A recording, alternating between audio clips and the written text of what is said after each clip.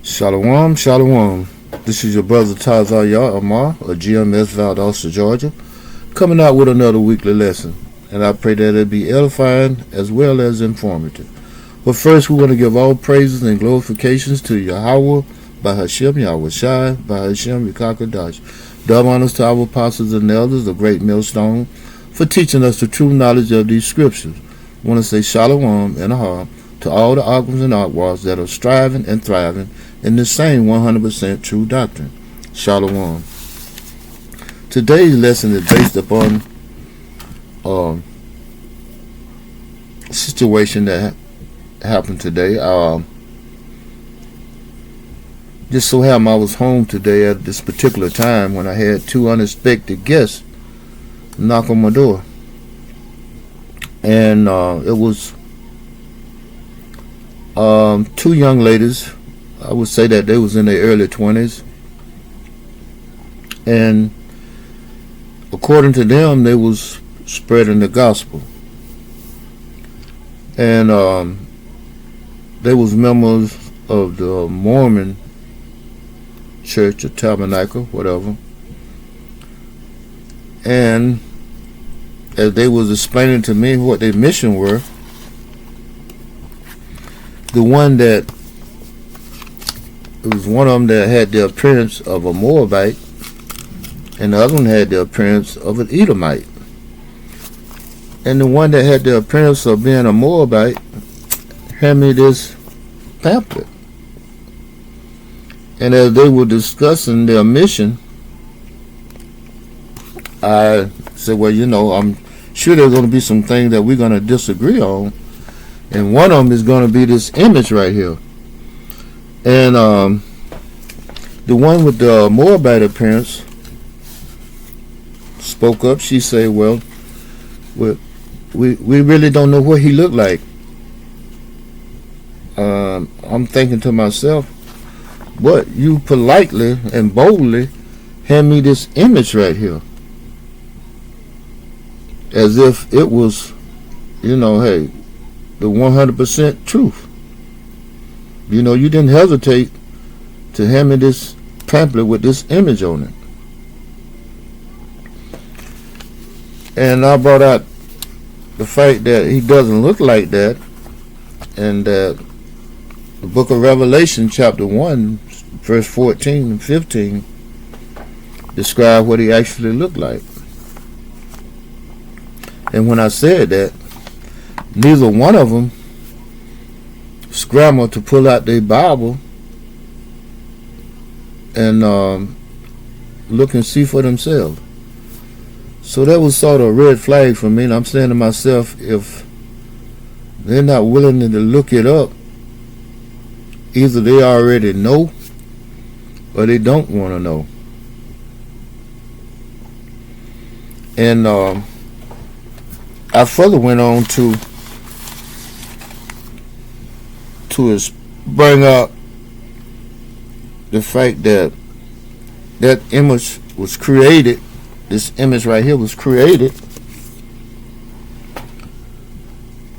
during the Renaissance period, and that this image was commissioned to Leonardo da Vinci and Michelangelo, and another devil with a biblical name, Raphael, painters during the Renaissance, and that they were commissioned by Alexander Pope the Sixth to paint Cesare Borgia as the Messiah during the period of Renaissance, which means rebirth, iconoclasm, which means, the breaking and the deliberate destruction of religious images, monuments, symbols, destroying the noses on certain statues that had Negroid features, the Sphinx over in Egypt. You know, hey, these devils just went on a rampage trying to destroy the true images. You know, and people even they was highly upset with Vladimir Putin for bringing out those black iconic paintings of the true images of the apostles, the true images of Yahweh, depicting the images of Yahweh, King David, once again, all the 12 apostles, you know, Joseph, Mary, and the list goes on. And as I said earlier, they didn't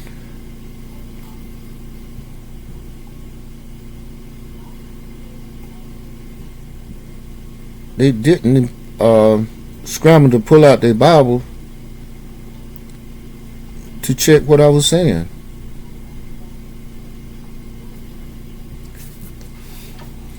The book of Job, chapter 9, verse 24. The earth is given into the hand of the wicked.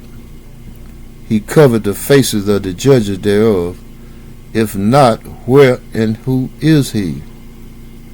And we know that, hey, during the Renaissance period, that these devils had came into power,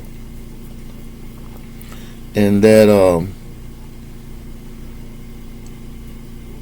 they began to change the images, you know, deliberately to confound and confuse the people. Now the whole world at one point in time, you know, was being deceived by this image right here. You know, countless peoples have passed and gone on believing that, hey, this is what Yahweh shall look like.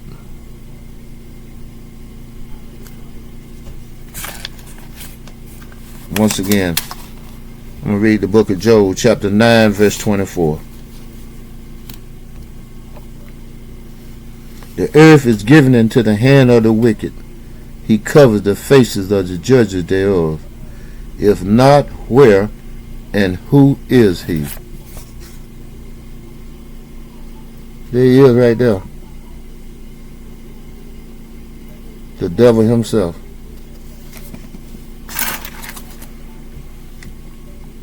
The book of Psalms, chapter 83, starting at verse 3.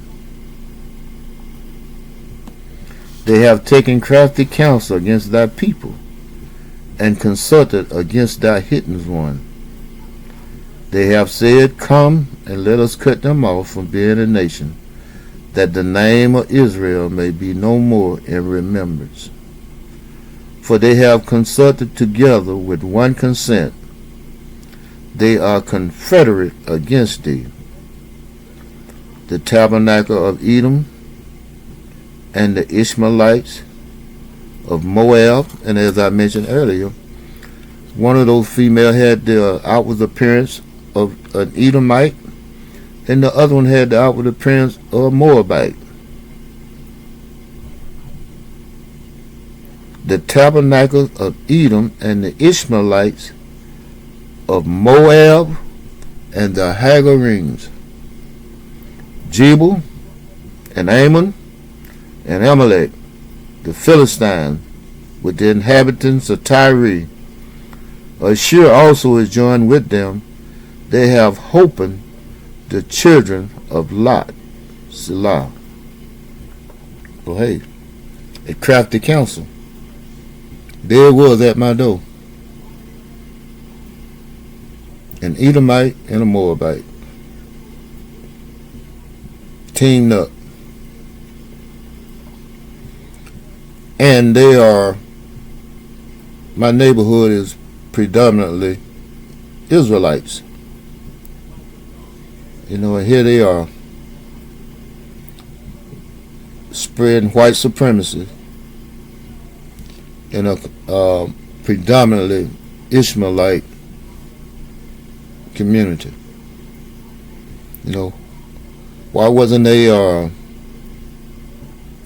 in a section of town known as Kindaloo, where they're affluent gated community, predominantly Caucasian? Why wasn't they over there? No. Crafty counsel, devious, shrewd, or malicious planning intended to deceive, harm, or conspire. That was their intention. A crafty counsel in Jake neighborhood. Devious, shrewd, or malicious planning intended to deceive, harm, or conspire. Often appearing smooth or credible. Here it is, two young females in their early 20s. As I said, one had the appearance of an Edomite, one had the appearance of a Moabite, looking as harmless as a dove. Often appearing smooth or credible on the surface while masking a hidden agenda. And like I say, I gave them the benefit of the doubt, them being in their early 20s. Maybe they've been bamboozled, indoctrinated with a false doctrine by someone that they really looked it up to. That's a heavy realization to wake up to. Mm-hmm. Seek objective truth and question everything until the pieces.